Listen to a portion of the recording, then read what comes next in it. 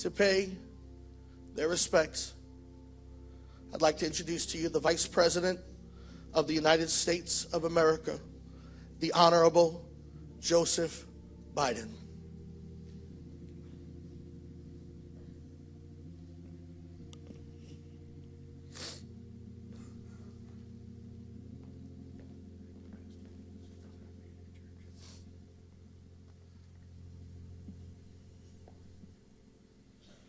Governor Cuomo, Mayor de Blasio, Commissioner Bratton, Pastor, thank you for allowing me to be here today and according me the privilege of expressing the condolences of Jill and my whole family to the Ramos family. What handsome boys. I remember a similar occasion a long time ago. And Mom, I assure you, those boys will get you through all of this. I'm sure I speak for the whole nation, Maritza, when I say to you that our hearts ache for you. I know from personal experience that there is little anyone can say or do at this moment to ease the pain, that sense of loss, that sense of loneliness. But I do hope you take some solace in the fact that, as reported by the press, there's over 25,000 members of the same fraternity and sorority as your husband who stand and will stand with you the rest of your life. And they will. It's an uncommon fraternity. Justin and Jaden, you've shown tremendous courage and character in these past few days. You are your father's sons. And he was so very proud of you from everything that I have heard. And just know, as hard as it is to believe, he will be part of your life, the entirety of your life. Mom, no child should predecease a parent. My heart aches for you. And Maritza, I know from experience there are no words that I can offer to ease that profound sense of loneliness and loss you're feeling right now. But I also know from experience that the time will come. The time will come when Rafael's memory will bring a smile to your lips before it brings a tear to your eyes. That's when you know it's going to be okay. I know it's hard to believe it'll happen, but I promise you it will happen. And my prayer for you is it will come sooner rather than later. There's a headstone in Ireland that reads, "Death leaves a heartache no one can heal. Love leaves a memory that no one can steal." Just sitting here for a few moments looking at the screens, no one had to know your husband to not know how desperately he cared about his family, how close he was to all of you. You know, I didn't know your husband, and I didn't know his partner, who were keeping watch at Myrtle and Tompkins Avenue on that terrible afternoon. But I do know why they were there. They were there to protect and defend, as they always are. Sometimes fearful, but always watchful. I knew them.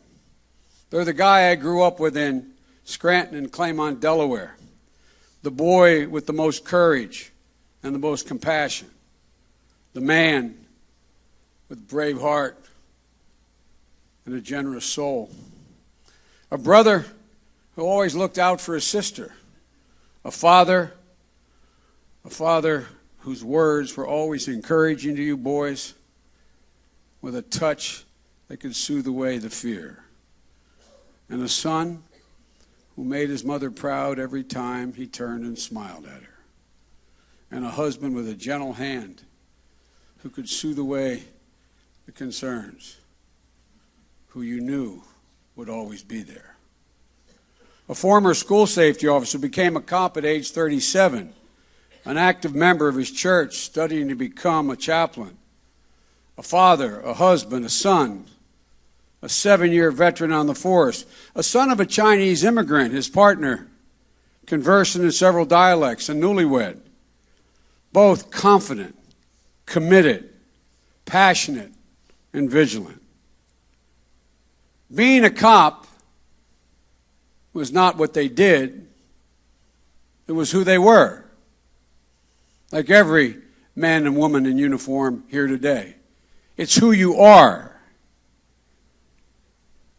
And they, like every one of you in uniform inside this church and outside, you all joined for essentially the same reason. There was something about you that made you think you could help, that you should serve, that you had a duty.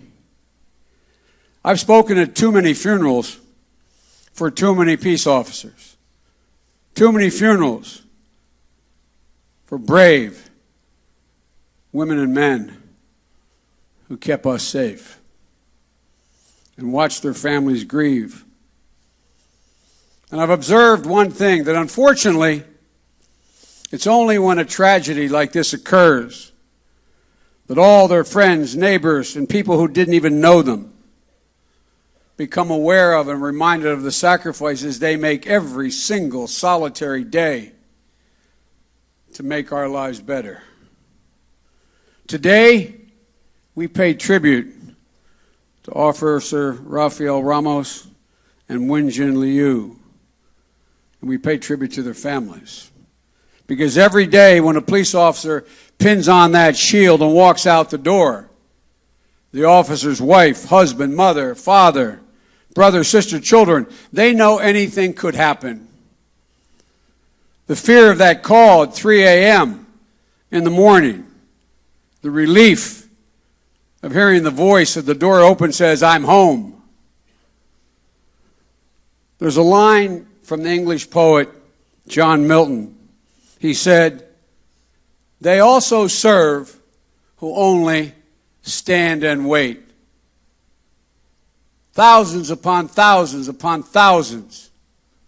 American families stand and wait so their husbands and wives, fathers and sons can serve the rest of us. Police officers and police families are a different breed. Thank God for them. Thank God for them. And your husband, Marisa, and his partner, they were a part of New York's finest. And that's not an idle phrase. This is probably the finest police department in the world. The finest police department in the world. They earned that praise.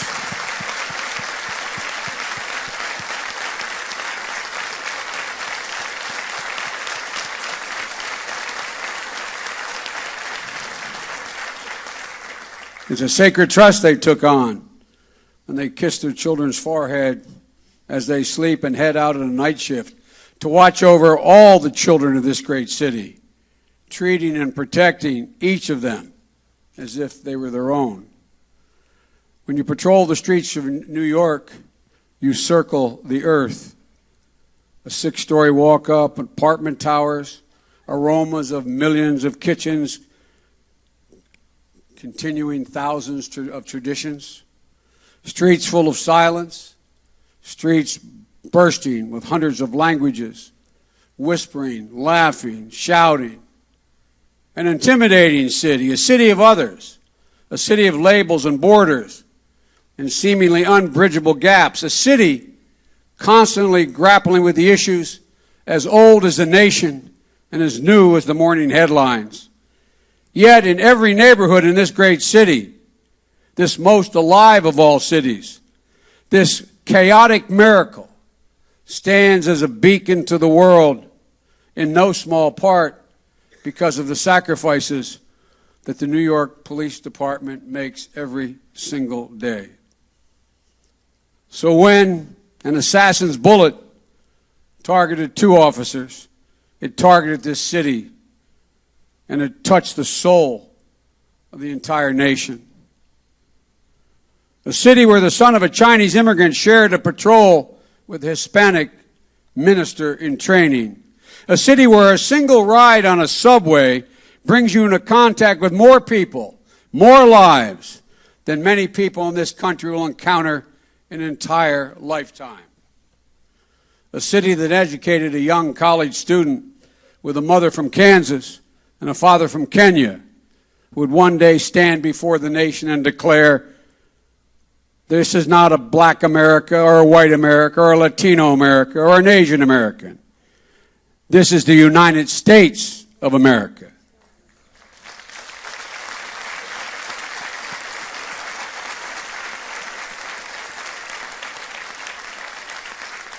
And for those of us who are not New Yorkers, we look at you in awe, because this is the united city of New York as well.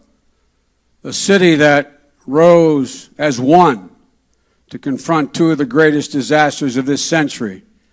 One from the evils of terrorism on 9/11, and one from the fury of nature in Superstorm Sandy. This is a city of courage and character, having faced and overcome the toughest challenges. And I'm absolutely confident, as you are, that spirit is still alive and well in this city. And I'm absolutely confident it will guide you in the days and weeks ahead. I believe that this great police force in this incredibly diverse city can and will show the nation how to bridge any divide. You've done it before, and you will do it again. Because to paraphrase the words of William Allen White, you are not afraid of tomorrow because you've seen yesterday and because you love today. To the Ramos family, we're all lucky to have Rafael. He didn't just have a Bible in his locker. He lived it in his heart. He was a cop for all the right reasons. Mom, we owe you for nurturing him. And Maritza, we owe you for supporting him. And Justin and Jaden, know that although your father is gone, you have inherited an entire family. The men and women of the New York Police Department will always be there as long as you are alive. They never forget. There's a communion hymn in my church that has a stanza that goes like this. May he raise you up on eagle's wings and bear you on the breath of dawn and make the sun to shine on you. That's what your father wished for both you boys. That's what your father wished for this city. And it will happen. May God bless your family and the family of his partner. And may God protect the 84th Precinct and every police officer throughout this great country and keep them safe while they stand watch for us. God bless you all.